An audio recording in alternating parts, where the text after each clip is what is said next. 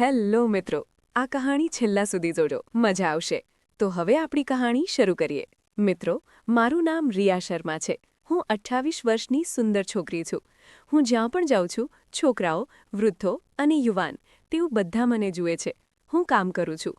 હું લગ્ન કરવા નથી માંગતો, પરંતુ 18 વર્ષની ઉંમરની હતી ત્યારથી રમત રમવાનું શરૂ કર્યું, જે સમયની સાથે વધતું ગયું. આ બાબત અત્યાર સુધી પહોંચી ગઈ છે કે જો કોઈ મને પ્રેમના દૃષ્ટિકોણથી જુએ તો મને તે ખૂબ ગમે છે. જાગવાની મારી ઈચ્છા છે. મને ટૂંકા વસ્ત્રો પહેરવા ગમે છે, જે મારા મોટા, ક્રીમી, નરમ દર્શાવે છે અને મારી ખૂબ જ તુસ્ત લાગે છે. ક્યારેક છોકરાઓને અજાણતા મારા જોવા મળે છે. મને ખૂબ મજા આવે છે. પછી તેને સમજાયું કે મારી ટોપની બાજુઓ ખૂબ મોટી છે. તેણે મારો હાથ પકડ્યો અને તેને મારી બાજુથી બહાર કાઢ્યો. તેણે બીજી બાજુ પણ એવું જ કર્યું. પછી તેણે જોયું કે મારી ઊભી હતી. તે તેમની સાથે રમવા લાગ્યો. પછી તે મારી પાસે આવ્યો અને તેણે મારી ને મોંમાં લેતા જ મારો શ્વાસ ભારે થઈ ગયો. તે ડરી ગયો અને સીધો થઈ ગયો. હવે મારા પર હાવી થઈ ગઈ હતી. મારું શરીર ધ્રુજી રહ્યું હતું. હું ધ્રુજી રહી હતી. તે સમજી ગયો. તે બિલાડીને ચૂ લાગી અને હું ખુશીથી ભરાઈ ગઈ. તે સ્વર્ગનો રસ્તો લાગતો હતો. તે ભૂખ્યા રાક્ષસની જેમ બચ્ચાઓને અડતો અને ઘસતો હતો. પછી તેણે અચાનક મારા બિલાડીના કાપી નાખ્યા. મારી આંખો ખુલી ગઈ. હું થોડો આશ્ચર્યચકિત દેખાતો હતો. તેણે મારા મોં પર હાથ મૂક્યો અને કહ્યું, મને ખબર છે કે તમને તે ગમશે. તે એક દિવસ બનવાનું હતું, બરાબર? હું તમને સ્પર્શ કર્યા વિના શાંતિથી રહી શકતો નથી અને તમે સ્પર્શ કરવા માટે જ છો. હું કંઈ બોલ્યો નહીં, માત્ર તેની સામે જોતો રહ્યો. તેણે મને કિસ કરી, જાણે મારો શ્વાસ રૂંધાઈ ગયો હોય. આ વ્યક્તિ, મેં વિચાર્યું હતું, તેના કરતાં વધુ ગરમ છે. અમે ફરી એકવાર એકબીજા સામે જોયું. તેણે મને શાંતિથી પોતાના ખોળામાં ઉપાડ્યો અને મને તેના ક્વાર્ટરમાં લઈ ગયો. ત્યાં તેમણે મને પથારી પર સુવડાવ્યો અને પહેલાં મારી સાથે મારા ઉતારી દીધા. પછી તેણે મારી બિલાડી કિસ કરવાનું શરૂ કર્યું અને મને સ્પર્શ કરવાનું શરૂ કર્યું. હાય, ત્યાં ક્યારેય કોઈએ મને આટલી સખત, આટલી ઊંડાણમાં, આટલી સુંદર ચા ન હતો પાપી. તે કુલ્ફીની જેમ મારો ટપકતો રસ પીવા જેવું હતું. તે મને કહેતો, હું જાણતો હતો કે તમારી બિલાડીનો સ્વાદ કેટલો મીઠો હશે. અડધો કલાક સુધી તે મારી બિલાડી ચાટતો રહ્યો અને છેવટે હું ધ્રુજી ગઈ. પછી તેણે તેના ઉતારી દીધા, માત્ર બોક્સરમાં રહેવા માટે, અને તે મારા પર ચીસો પાડી રહ્યો હતો. આટલો ચૂ, ડંખ, મુદ્દો કે મારું જીવન ચાલ્યું ગયું. મેં ક્યારેય આટલો આનંદ માણ્યો નથી. મારા તરબૂચ તેના પર કિસ કરવાથી લાલ થઈ ગયા હતા. મેં એક શબ્દ પણ ન બોલ્યો, માત્ર તેની આંખોમાં જોયું. તેણે મને ફરીથી કિસ કર્યું અને મારી બિલાડીમાં 2 આંગળી મૂકી. હું મૂંઝાઈ ગયો હતો. મને ચીસો કરતા રોકવા માટે તેણે મને કિસ કરવાનું ચાલુ રાખ્યું. આ વ્યક્તિને આટલો સારો ફોરપ્લે કેવી રીતે આવડે છે? તે રમત રમવામાં ખૂબ જ સારો હતો. આવા વિચારો મારા મનમાં આવતા રહ્યા. તેણે મારા આખા શરીરને કિસ કર્યું. મારી ગરદન, મારા કાન, મારું ગળું. પછી તેણે ઘણા સમય પછી પોતાની આંગળી બહાર કાઢી. મેં વળ્યું અને મારા ગદાને દબાવવાનું શરૂ કર્યું. તેમની વચ્ચે મારું મોં દાખલ કર્યું. પછી તેણે બંને ગાલ પર ડંખવાનું શરૂ કર્યું. પછી તેણે પોતાનું મોં ખોલ્યું. મેં જોયું, એક સારા સાઇઝનો કથ્થઈ, જાડો, ઊભો મરઘો. મને આટલા સારા શીંગોની અપેક્ષા ન હતી. મેં ઓફિસમાં ઘણા સહકર્મીઓ સાથે એસ કર્યું છે. મને જોઈને બધા ખુશ થાય છે. છેવટે, જ્યારે હું ચાલું છું, ત્યારે મારું સુડોળ શરીર હચકાય છે. ચાલો ત્યારે, હવે આનાથી પણ વધુ કહાણીનો આનંદ માણો. હાલમાં, હું ઘરેથી કામ કરી રહી છું. મારો હુકઅપ પાર્ટનર બીજા શહેરમાં રહે છે અને મારા નાના શહેરમાં ગડબડ કરવી થોડી મુશ્કેલ છે. થોડા દિવસો પહેલાં મેં જોયું કે કોલોનીમાં એક નવો સુરક્ષા ગાર્ડ આવ્યો છે. પહેલીવાર કાકા નહીં, પરંતુ એક યુવાન છોકરો. પહોળા ખભા, ઊંચા, ટાલવાળા, ભોયમતરું છોકરાની ઉંમર લગભગ 30 વર્ષની હશે. તેના નાનકડા ઓરડામાંથી મારા રૂમની બારી બહાર દેખાય છે, જે બહુ દૂર નથી. વચ્ચે માત્ર થોડા વૃક્ષો અને એક જાળી આવે છે.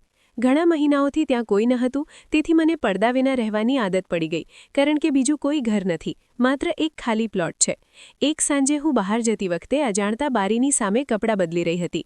જ્યારે હું સ્કૂટર પર બેઠી અને જવા લાગી, ત્યારે મેં જોયું કે છોકરો જાળી સાથે બારી તરફ જોઈ રહ્યો હતો અને તેના પેન્ટની ટોચ પરથી તેના મરઘાને પ્રેમ કરી રહ્યો હતો. મને જોતાં જ તે પાછો ફર્યો. મને સમજાયું કે તે ત્યારથી મને જોઈ રહ્યો હતો અને મને કોઈ ખ્યાલ ન હતો, પણ મને ગુસ્સો ન હતો આવી રહ્યો. અને મને એ જ તો જોઈતું હતું. હું સ્કૂટરને થોડું આગળ લઈ ગઈ અને પડવાનો ઢોંગ કર્યો. તેણે મને જોયો અને મને મદદ કરવા દોડ્યો. હું રસ્તા પર પડવાનો ઢોંગ કરી રહી હતી. તે મને લેવા આવ્યો હતો અને તેની આંખો મારા મોટા ગળામાંથી અડધા કરતાં વધુ મમ્મીઓ પર પડી. તે જોતો રહ્યો. મેં તેને થોડી ક્ષણો માટે જોવા દીધો. પછી તેણે મને ઉઠાવી અને મેં તેનો હાથ પકડ્યો. તેણે તેનો હાથ પકડ્યો. પછી હું સીધી ઊભી રહી, તેમનો આભાર માન્યો, તેમનું નામ પૂછ્યું. તે બોલ્યો, જીઝ. હું મારી વસ્તુઓ લેવા તરફ ઝૂકી, જેથી તે મારા ગદાનું કદ જોઈ શકે. તે મારા ખભા તરફ જોઈ રહ્યો હતો. પછી હું ત્યાંથી ચાલી ગઈ. જ્યાં સુધી પાછી ના આવી ત્યાં સુધી હું તેની સાથે રમત રમવાનું વિચારતી રહી. પણ આવું કેવી રીતે થશે? તમારે કેટલાક પ્રયત્ન કરવા પડશે. હવે મેં દરરોજ બારીની સામે કપડાં બદલવાનું શરૂ કર્યું હતું. ઇરાદાપૂર્વક વધુ સમય લેતી હતી, જેથી તે મારી તરફ જોઈ શકે, પણ એને ખબર ન હતી કે હું તેને જોઈ રહી છું. આખરે મારે મારું સપનું પૂરું કરવું હતું. હું ઈચ્છતી હતી કે એક દિવસ તે મને એક ખૂણામાં પકડી રાખે અને મને પૂરેપૂરી કચડી નાખે. હું સાંજે મારી બારીની બાજુમાં રસ્તા પર વગરનું ચુસ્ત ચોણીઓ પહેરી ચાલવા લાગી. તે વૃક્ષો અને મારી લહેરાતી મમ્મીઓને પાણી પીવડાવવાના બહાને મને ત્યાં જોતો રહ્યો. એક દિવસ મેં વગરનો સફેદ સુતરાઉ કુર્તો પહેર્યો હતો. જ્યારે તે ઝાડમાં પાણી રેડતો હતો ત્યારે હું અચાનક ત્યાં પહોંચી, તેની પાઇપની સામે, અને ભીની થવા લાગી. તે કમીને પાઇપ પણ ન કાઢી, મને ભીની થવા દીધી. બધું ભીનું થયા પછી તેણે નળ બંધ કરી દીધો. હવે તે પાતળા ચુસ્ત કુર્તામાંથી મારા સ્પષ્ટ દેખાતા હતા, પણ કાળી અને કાળી હતી, જે ઊભી હતી. મને લાગ્યું કે હું કંઈ નથી જાણતો. મેં એને પૂછ્યું, શું હું લીમડાના થોડા પાંદડા તોડી શકું? એને તેના માટે પૂછ્યું. તેણે કહ્યું, હા, ચાલો તે કરીએ. મેં ઊંચી ડાળીથી મુશ્કેલીથી પાંદડા તોડવાનો પ્રયાસ કર્યો. તે મને ઉપરથી નીચે સુધી જોતો રહ્યો. હું કૂદીને પાંદડા સુધી પહોંચવાનો પ્રયાસ કરી રહી હતી, અને તે મને ઉપર નીચે જોતા રહ્યા. ધીરે ધીરે તે નજીક આવવા લાગ્યો. ઝાડમાંથી કીડીઓ મારા પર ચડવા લાગી. તેણે કહ્યું, મોટી કીડીઓ તમારા પર ચડી ગઈ છે, જુઓ. મેં કહ્યું, ના, મને સાપથી બહુ ડર લાગે છે, મહેરબાની કરીને દૂર કરો. તે થોડો અચકાયો, પણ પછી તે આગળ આવ્યો અને નરમાઈથી મને કુર્તામાંથી બહાર કાઢવા લાગ્યો. ખભા, પીઠ, કમરથી, તેમાંથી એક વાળ અને એકમાત્ર મારી છાતી પર ચડી ગઈ હતી. ખૂબ જ ફિલ્મી રીતે તેણે મારી છાતીને સ્પર્શ કર્યો અને કીડીને ફેંકી દીધી. મને લાગ્યું કે હું તેને દૂર કરવા માંગતો નથી. તેમના નિવાસસ્થાનની પાછળ એક જૂનો બગીચો હતો, જ્યાં કોઈ જતું ન હતું. ત્યાં તૂટેલા ઝૂલા, કેટલીક બેન્ચો અને ઝાડીઓ હતી. ત્યાં મારા સિવાય બીજું કોઈ ન હતું. હું ત્યાં જઈ અને સાંજે ચુસ્ત કપડાં પહેરીને યોગ કરવા લાગી. તે મને જોતો હતો અને હવે તે દરરોજ મારી સામે ભવા ચડાવે છે. એક દિવસ હું આસન કરતી વખતે નીચે પડી ગયો. તે દોડી આવ્યો, મને ઉપાડ્યો અને પૂછ્યું, ક્યાંય થયું છે? મેં આ તકનો લાભ ઉઠાવ્યો અને કહ્યું, કદાચ પગમાં મચોડ આવી હશે. તેણે કહ્યું, મારે સારું થવું છે. તેણે મારા કપડાં સાફ કરવાનું શરૂ કર્યું અને કહ્યું, કાદવ પડી ગયો છે. આમ કરતી વખતે તેણે મારી ગરદન અને છાતી પર પણ પ્રહારો કર્યા. પછી તેણે મને કમરથી પકડીને બેન્ચ પર સુવડાવ્યો. તેણે મારા પાયજામાને ઘૂંટણથી ઉપર ઉંચાવ્યા, જે જરૂરી ન હતું, પણ તેણે કહ્યું, પીડા ઘૂંટણથી શરૂ થાય છે. મને મસાજ કરવાનું શરૂ કર્યું. મસાજ કરતી વખતે તેમણે મારી મચોડ સુધારી લીધી હતી, પણ તેમ છતાં મસાજ કરવાનું ચાલુ રાખ્યું. તેણે મારા ખભા પર હાથ મૂકવાનું શરૂ કર્યું. મારું હૃદય ધબકી રહ્યું હતું. મારી છાતી ઉપર નીચે જઈ રહી હતી. મને લાગ્યું કે તે મારા કફ ફાડી લાગશે અને મને રમત રમાડશે, પણ હું શું ઈચ્છું છું તે તેને ખબર નથી, અને હું વધુ માંગતા હતા. હું અચાનક ઊભી થઈ ગઈ અને તેમનો આભાર માનવા ઘરની તરફ દોડી ગઈ. હું ઘરે ગઈ અને સ્નાન કર્યું. તે બારી પાસે ગયો અને ટવાલ ખોલ્યો. પછી તેણે કબાટમાં વસ્ત્રો શોધવાનું શરૂ કર્યું. મેં બોડી લોશન લગાવવાનું શરૂ કર્યું. હું જાણતો હતો કે તે જોઈ રહ્યો છે. થોડીવાર પછી મેં બજારમાં જવા માટે મારું સ્કૂટર બહાર કાઢ્યું અને મારી બારી પાસે રોકાઈ ગઈ. મેં ફોન ઉપાડ્યો અને એક મિત્ર સાથે વાત કરવાનું શરૂ કર્યું. વાતચીતમાં મેં મિત્રને પૂછ્યું, શું તને યાદ છે કે હું ઘોડી બનીને કેવી રીતે સૂઈ જાઉં છું? મને ખબર નથી કે કોઈ મારી સામે ઢોલ વગાડશે કે કપડાં બદલશે. મેં ઉમેર્યું, અને આવી સ્થિતિમાં હોસ્ટેલમાં હોળી પર કોઈએ મને ઉપરથી નીચે સુધી રંગ્યો હતો. તેણે બધી વાત સાંભળી લીધી. હું એને અભાનપણે કિસ કરવા માંગતો હતો. 2-3 દિવસ પછી હું એ જ પાર્કમાં વગરના વેસ્ટનુમા ટોપમાં યોગ કરી રહી હતો અને બ્રા અને ફિટિંગ શોર્ટ્સ પહેર્યા હતા. ખૂબ જ થાકીને તે બેન્ચ પર ગઈ અને સૂવાનો ઢોંગ કરવા લાગી. 10 મિનિટ પછી તે આવ્યો અને સ્પર્શ કરીને જોવા લાગ્યો કે હું ઉઠીશ કે નહીં. હું જરાય અચકાઈ નહીં. તેણે મારા પગને સ્પર્શ કરવાનું શરૂ કર્યું, નીચેથી ઉપર જોયું. મને લાગ્યું કે મારો શ્વાસ ઉઠી ગયો છે. એક હાથથી તેણે મારી છાતીને સ્પર્શ કર્યો અને બીજા હાથથી તેણે મારી જાંઘને ઘસડી, અને અચાનક તેણે મારી નેની અંદર મારો હાથ મૂક્યો અને મારી બિલાડીને ઘસવાનું શરૂ કર્યું. હું મૂંઝાઈ ગયો હતો અને હજી પણ લાગતું હતું કે હું ઊંડી ઊંઘમાં છું, પણ હું રાહ જોઈ રહ્યો હતો કે ક્યારે તે મને રમત રમાડશે અને તેના ગરમ મરઘાને મારા શરીરમાં મૂકશે જ્યારે તે મારી બિલાડી કિસ કરશે. તેણે મારી ટાઈટમાંથી પોતાનો હાથ બહાર કાઢ્યો, તેને પેટ પર ફેરવ્યો, મારા નીચે ઉતારી દીધા, મારી નાભીને કિસ કરી અને મને ચાટ્યો.